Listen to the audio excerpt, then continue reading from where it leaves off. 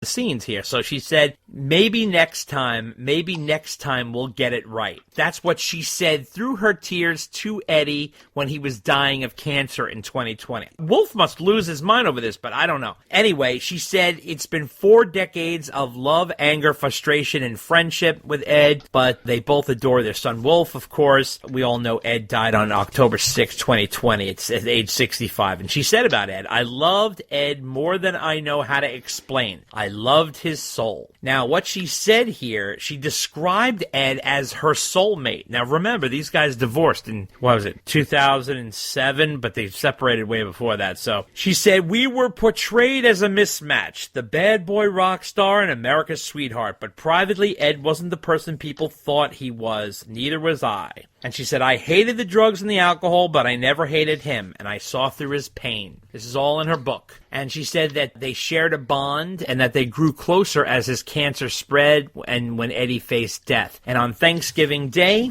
she notes in 2019, he had come back from a trip to Germany where he was getting cancer treatments, and he brought her a small bag with a pendant-sized gold bar, and he says, I hope you don't think it's weird, that I bought my ex-wife this gift and I didn't get my wife anything. I just love you. So, this is real private shit to be putting in a book, but all right. He wants me to know he messed up during our marriage, she wrote, and I contributed to our troubles too. I'm also sorry. She said in the final weeks of his life, she and Wolfgang spent every day in the hospital where Eddie was surrounded by his loved ones, including his second wife, Janie, and his brother, Alex. How was that room working?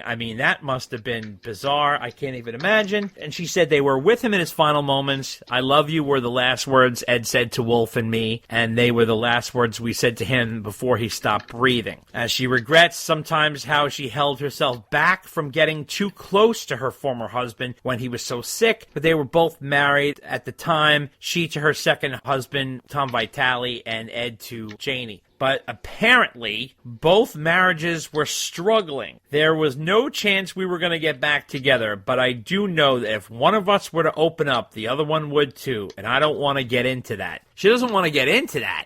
She already got into it. I'm sorry. You can't go on the cover of People magazine and put out a book and put all this in print and not say, I don't want to get into that. That's crazy. She says, I can't explain the feelings Ed and I had for each other. Who really knows had he not died? I doubt it. I loved him more than I know how to explain, and there's nothing sexual about it. It was more than that, and Ed and I understood that. There's no greater love than what we had between the two of us, and with that, we made this beautiful son. He said their close bond was not a factor in her decision to file for separation from Tom Vitale this past November. How is that possible? And she said, we grew apart. The decision was nothing to do with my love for Ed. I wish Tom the best, and I know he feels the same way about me.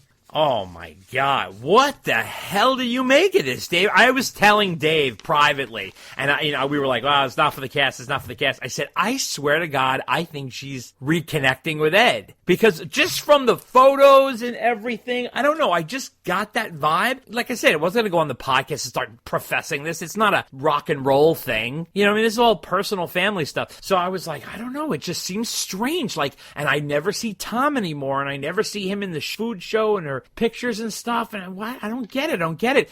And then all of a sudden, it's like she announces that she's getting separated, and now this book comes out, and I'm like, holy shit. So what do you make of this? I think it boils down to this, and actually somebody on the links had put this very succinctly. I think Val has a right to grieve any way she wants. Sure. And talk about her relationship with Ed. And whatever her relationship with Ed is whatever it was. They had an unusual relationship. And, let's be honest. He was a rock star. She was a TV star. They both were very young. Super young. Who knows what it was like to be them? Yeah. I have not walked a mile in their shoes. I couldn't even imagine. So when people give Val grief over the way she's grieving or what she said or what she didn't say regarding her relationship with Ed, whatever, it doesn't matter. She shouldn't be grief shamed because of the way she was grieving. Whatever they had is whatever they had. Now, having said that, it just doesn't seem right that she should be talking about Ed's relationship with Janie. Yeah. That I feel like is talking out of school. Yeah. Good or bad. And whatever was going on there, like that's their business and for them to talk about. It's not really for anybody else to bring up except that. Now, the interesting part is that I was saying to myself, if Val started talking about this stuff while Ed was still alive, my first gut reaction was like, oh, he'd be pretty ticked because he's a very private guy. Yeah, totally. Right? But then I was like, but wait a minute. Val wrote her first book. Oh, I know.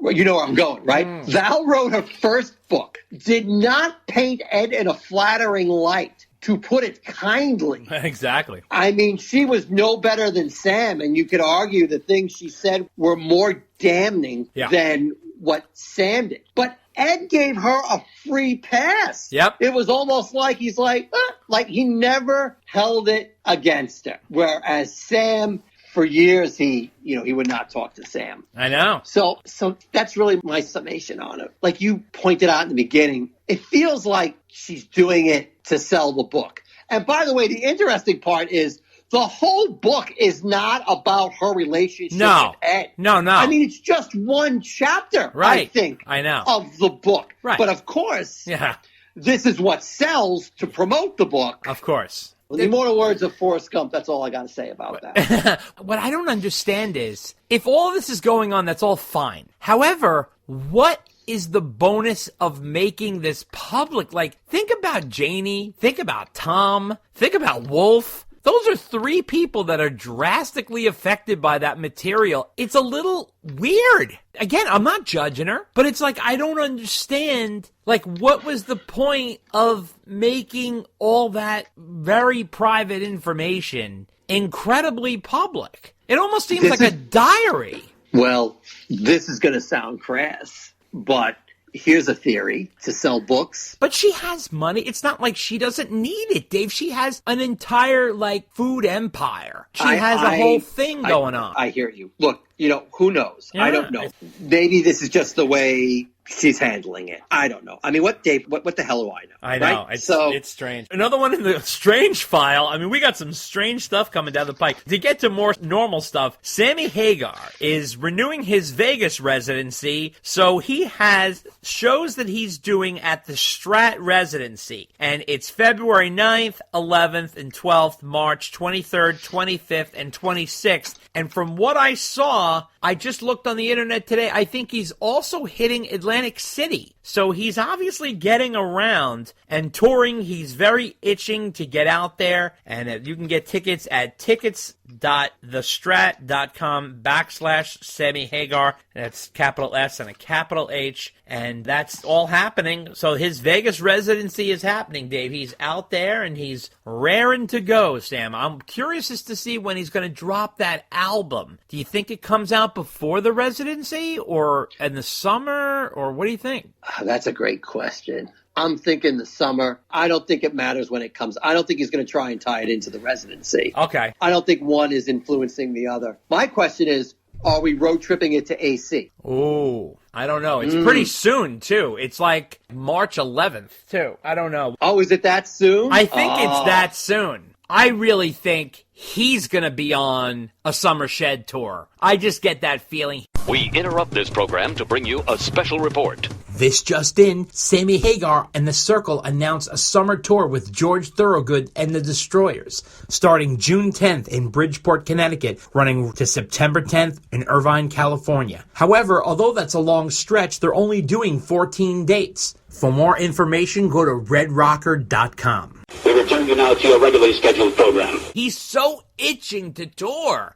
I've never seen him so invigorated to work. He never had this work ethic when he was in Van Halen. Well, he's always had a solid work ethic. Yes, but not to the point of this, where this guy is unbelievable. He's all over the place. On top of this, Sammy got an award. Sammy is now the tourism ambassador for Cabo San Lucas. And he got this recognition from his decades-long support of the coastal region region of the southern tip of Mexico's Baja Peninsula. It's for his pioneering vision to create and invest in Mexican businesses. He's created local jobs and enhanced the Los Cabos visibility as a travel destination. And let me tell you something. I have never seen a human being promote a place the way, I don't know if Juan Valdez has done the job that Sammy has done for Cabo San Lucas. It is unbelievable. And let's be honest, back in the day, Cabo San Lucas was just a really small fishing village with dirt roads and one hotel. And Sammy said, this is my hometown. He said when he got his citation, which named him tourism ambassador,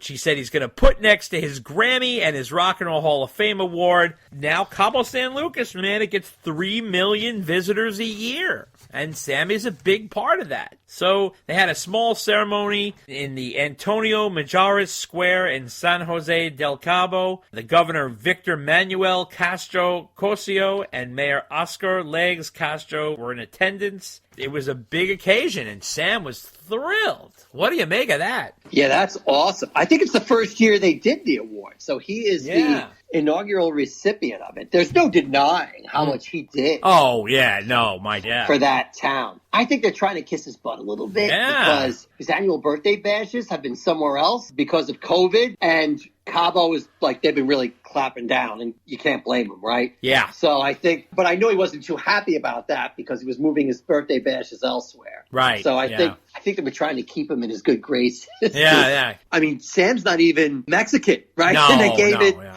You know, they gave it to somebody not at the country. So congratulations, Sam. It's true. You know, when you think of people associated with places that they're not from, I mean, Sam and Cabo go together like, well, you know, Sam and Cabo. Yeah, exactly. It's unbelievable. He's become like what Bruce Springsteen is to New Jersey. Sammy is to Cabo. It's incredible. So now, another thing came out, which I thought was really interesting. So Dave and I are both big fans of Sammy's album Standing Hampton, which came out in 1982. It's the album that has There's Only One Way to Rock on it, heavy metal. There's a lot of good songs on there. So the interesting thing is it's celebrating its 40th anniversary this year, which is great. So now what's also interesting is that Sammy says there's 20 tracks left over from this album, and he is thinking about doing something with it. So he said the problem is they're on cassette tapes, and he says he needs to get them transferred. He says, I found an old cassette tape and it had 10 songs on it I've never heard, and I'm scared to death to play it because I'm afraid I'll lose it.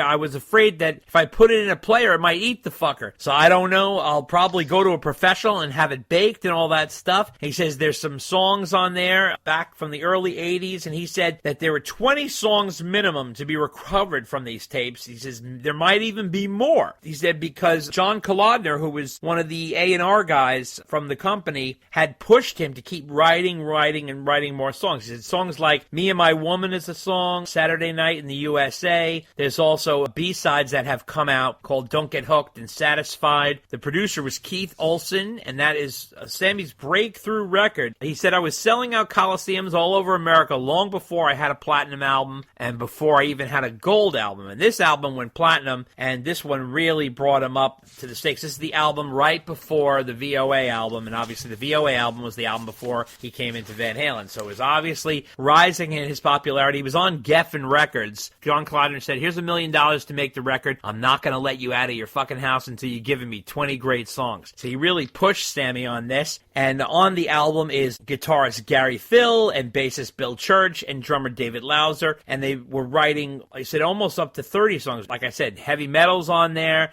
I'll Fall in Love Again. There's Only One Way to Rock. So lots of Sammy hits. It was released January 6th, 1982. It peaked at number 28 on the Billboard charts. And it was by far his best showing to date, and it was certified platinum, and it had the big hits were I'll Fall in Love Again and There's Only One Way to Rock, which reached number 3 on the top 40 mainstream rock singles. So that's pretty cool. Sammy also kept his hot streak going with Three Lock Box, which also gave him a hit, Your Love Has Drive Me Crazy, and then, of course, 1984's VOA with I Can't Drive 55. But it was the album that broke him into the mainstream. Dave, what do you think of Standing Hampton? I like it. Yeah. Definitely one of Sam's better albums. And you could definitely tell that John Kolodner gave him the kick in the ass he needed, because his albums overall with Geffen, especially this one, they tend to be better put together. There's better songs. They're produced better. It was definitely the right move when he went to Geffen. They definitely helped him achieve better success with better songs. Sure, absolutely. Another interesting fact came out about Sam is he was recently